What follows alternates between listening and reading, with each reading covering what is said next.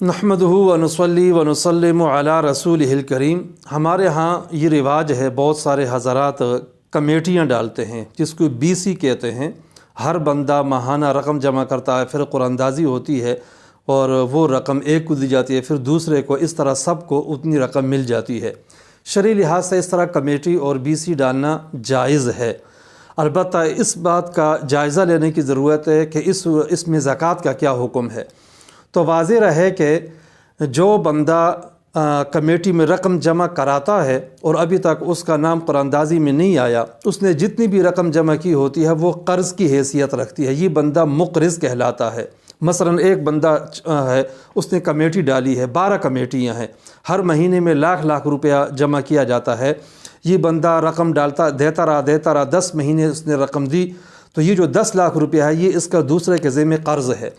اس کے برعکس دوسری صورت میں جس کا نام قرآن اندازی میں پہلے آ جاتا ہے اور اس کو زیادہ رقم ملی ہوئی ہوتی ہے، تو وہ ساری رقم اس کے ذمہ قرض ہوتی ہے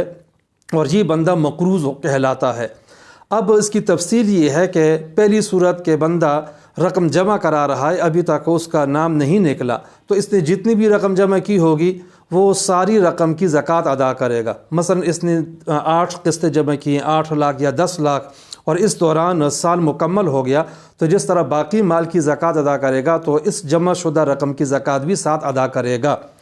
دوسری صورت کہ ایک بندہ ہے، اس نے پہلے ہی قرآن اندازی میں جو ہے وہ رقم دوسروں کے لے لی ہے، مثلا اسی صورت میں مثلا دوسرے مہینے میں قرآن اندازی میں اس کا نام نکل آیا۔ اب ظاہر ہے کہ دوسرا مہینہ ہے تو اس میں 2 لاکھ تو اس کے اپنے ہیں، باقی جو 10 لاکھ روپیہ ہے آئندہ اس نے 10 مہینوں میں دوسروں کو ادا کرنے ہیں، لہٰذا جب یہ زکوٰۃ ادا کرے گا تو اس 2 لاکھ کی زکوٰۃ بھی دے گا، باقی مال کی زکوٰۃ بھی دے گا، لیکن اس 10 لاکھ کی نہیں دے گا،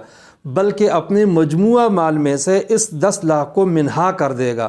اور منہا کرنے کے بعد جو بھی رقم بچے گی اگر وہ نصاب کے بقدر ہو تو اس پہ زکوٰۃ واجب ہے، اور اگر اس سے کم ہو تو اس پہ بھی زکوٰۃ واجب نہیں ہے۔